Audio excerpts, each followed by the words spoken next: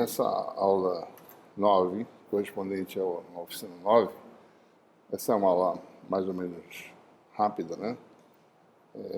Em que a gente vai ilustrar como se faz solução numérica de equações diferenciais parciais usando diferenças finitas. Em particular, a gente vai ilustrar isso com a solução numérica da equação de Laplace, algo que a gente já trabalhou anteriormente. Na aula anterior, a gente resolveu a equação de Laplace usando expansão, né, de funções ortogonais. Né? Nós já fizemos diferenças finitas em equações diferenciais de uma variável. Quando a gente estava fazendo traçado de linha de campo e de equipotenciais, a gente, no fundo, resolveu uma equação diferencial por diferenças finitas. Nosso problema, mais uma vez, é governado por uma equação diferencial que envolve derivadas parciais tipo a equação de Laplace, né?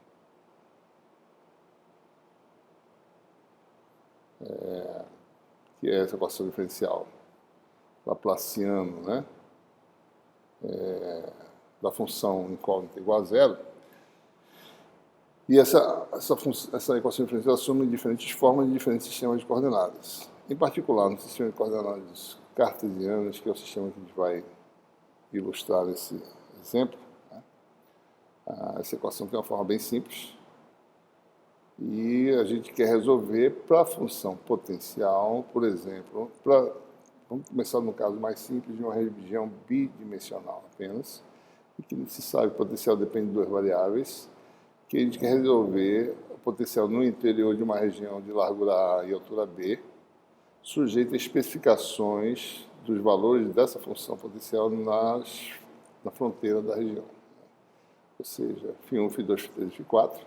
Digamos que essa coordenada horizontal seja a coordenada x e a vertical seja a coordenada y. Né? Então, essa seria a equação que o Laplaciano de fim de duas dimensões em cartesiano seria dado por isso, e o que a gente quer fazer é discretizar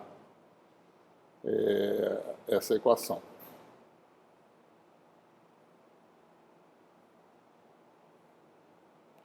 Então, digamos que a gente discretize a região. Tá? Talvez eu deva fazer um desenho simples aqui. A gente discretize a região na direção x em incrementos de largura w, né? E na direção y em incrementos de largura h. Ou seja, o elemento diferencial, o dx ou o dy, o dx tem mais ou menos o tamanho w e o dy no tamanho h. Então, a derivada primeira em relação a x, né, em torno do ponto xy, simplesmente a versão numérica da derivada é incrementar x de uma pequena quantidade, digamos metade do incremento, né? Calcular a função potencial nesse novo valor, reduzir x de metade desse incremento, calcular novamente a função potencial, calcular essa diferença, dividir pela diferencial em x, que é de tamanho w.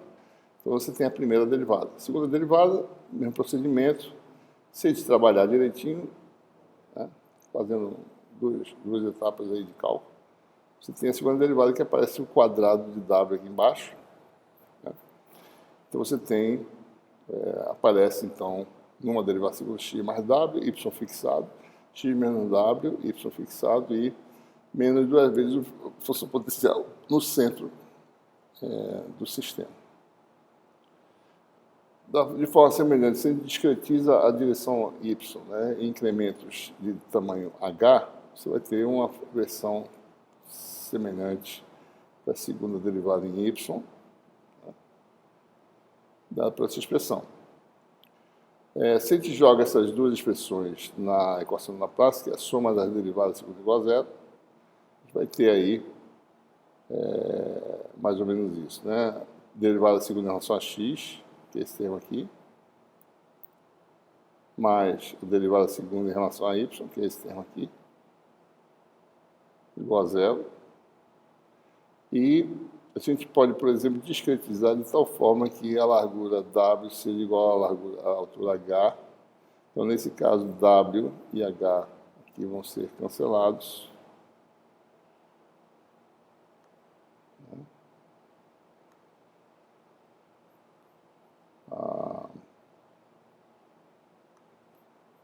Então, como isso é igual a zero, eu posso multiplicar por W. Isso aqui igual a cancela, isso aqui cancela. Né?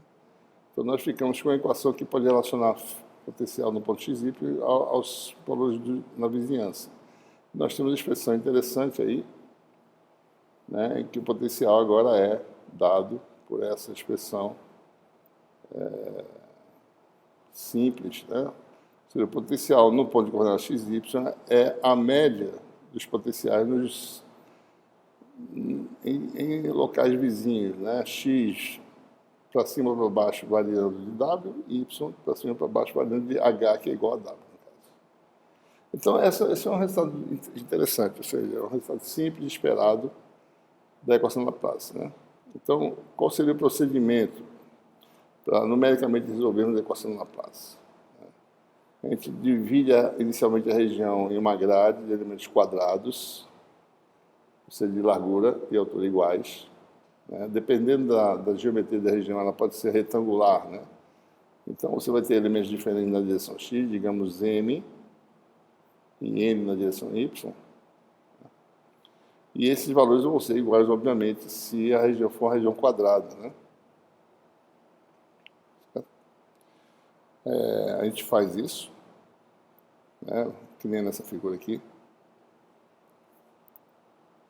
Aqui está a divisão. Então, você tem aí, em cada nó, digamos que você vai ter um valor da função potencial. Né? Aqui é uma posição, tá certo? Você sabe potencial em cada nó. Essa região aqui está amarrada, os valores potenciais são pré-especificados. Dessa equação discretizada, equação 7, que a gente acabou de falar, tá? Como a gente fez a discretização com uma malha quadrada, né, de elementos quadrados, então o potencial no centro, ou seja, num nó da grade, é a média dos potenciais na vizinhança.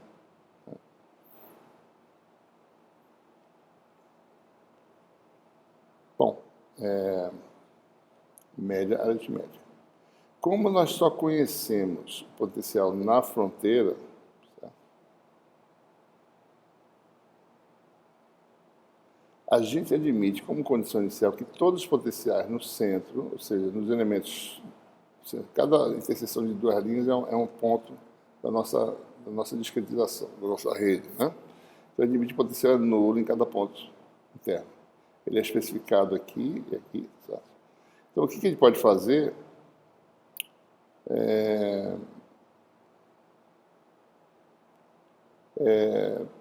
gente pode atualizar, né? Fazer um procedimento numérico que você inicializa os valores internos em zero e você vai calculando o potencial em cada ponto como sendo a média dos quatro vizinhos. Ou seja, o potencial nesse ponto aqui seria a soma deste, que é conhecido, mais esse, que é conhecido, mais zero, primeira iteração, mais zero. Você joga aqui dentro. Esse aqui você já atualiza. Esse é esse valor calculado, mais esse valor, mais esse.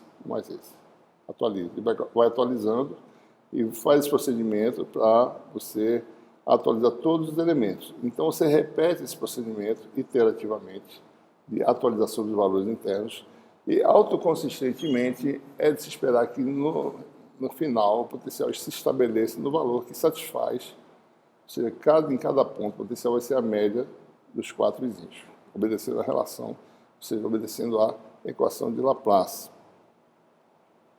Então, como é que se para o procedimento? Ele compara o valor atual com o valor anterior desse conjunto de pontos, né, e estabelece que a maior diferença observada seja inferior a um dado erro que você pré-estabelece em seu algoritmo. Né? Bom, então o que a gente vai fazer? Né? Como é que a gente faz isso? A gente vai definir uma matriz e essa matriz vai ser calculada iterativamente e na sua versão final essa matriz vai ter os valores do potencial em cada ponto. Né? Cada elemento da matriz vai ser o valor do potencial no nó IJ, em que I seria a coordenada associada à coordenada x e J associada à coordenada y. Né? E você pode usar a função surface plot para representar graficamente essa solução, ou seja, a função potencial como função das colunas da linha I e da linha J. Né? Você plotar a matriz quer dizer isso, no fundo você está plotando a função das coordenadas x e y. Se quiser ver as equipotenciais, usa contour plot, né, com relação a esse surface plot que foi feito. Né? Então, vamos fazer esse procedimento, que é o que vocês precisam fazer nessa oficina, que é a atividade que eu programei para vocês. Certo? Então, vamos fazer isso mais uma vez, definir estruturadamente um bloco de programa, né, que pode resolver o problema numa cuba retangular.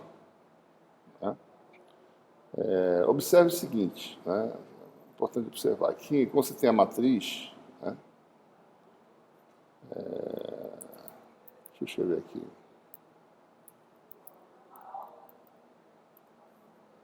Quando você define a sua matriz, vou fazer um exemplo aqui, simples. Sua matriz que você vai atualizar, né? Se eu escrever aqui de forma simples, essa matriz, não, essa aqui não. Vou fazer uma matriz de tamanho mais... uma matriz que vai ser, deixa eu fazer um exemplo aqui. Pronto. Dizer que a matriz seja uma matriz de poucos elementos, só para a gente não gastar muito tempo. Mas aqui nessa linha, por exemplo, o potencial vai ser φ1. Tá?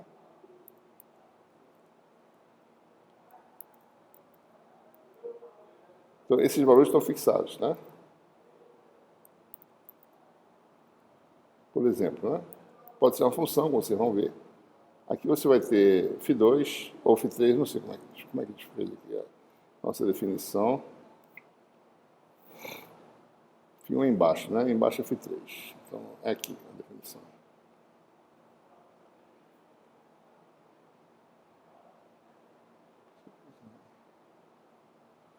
Então, aqui é φ3, né? Quando você tem muitos elementos, né? Observe que eu estou aqui, por exemplo, né? Seria φ2, mas aí um elemento vai ter que ser φ3. Então, você bota φ3 na primeira, por exemplo. φ3. Aqui vai ser φ2.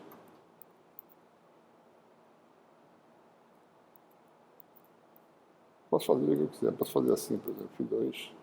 Bota aqui φ1.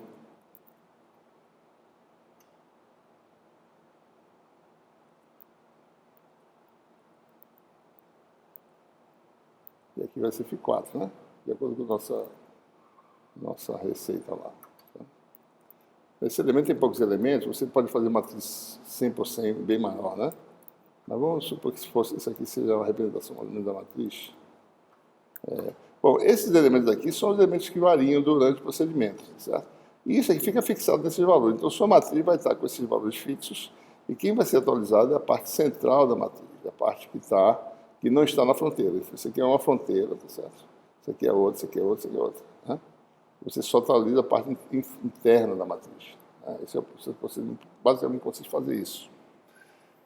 Então, o que se faz? Você compara essa matriz, quando se calcula a nova matriz menos a anterior, né? Veja a maior diferença em módulo e estabeleça que isso não deve ser superior a um dado parâmetro. Daí você pode usar isso para interromper a matriz.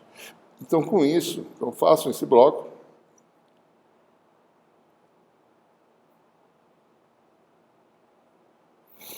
Tá?